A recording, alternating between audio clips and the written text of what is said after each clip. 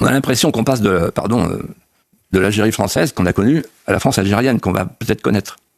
C'est-à-dire une inversion totale. C'est une humiliation, vous avez prononcé le mot, je le répète, une humiliation sans nom.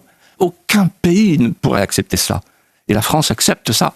Emmanuel Macron accepte ça. On vit en fait une relation complètement déséquilibrée. Sur le plan démographique, la France délivre 200 000 visas à l'Algérie. Et en même temps, l'Algérie délivre 2000 laissez-passer consulaires. Vous voyez la disproportion. 40% des occupants des centres de rétention sont de nationalité algérienne. C'est donc l'application de l'accord de 1968. Et Xavier Driancourt, dans un entretien remarquable et remarquablement mené par Sonia Mabrouk il y a 2 jours, disait dans ce studio, il y a aujourd'hui 10% de la population française qui est algérienne, 6 millions d'Algériens en France. Qu'est-ce que ça veut dire ? Ça veut dire qu'on est tenu. Ça veut dire qu'il y a un État dans l'État.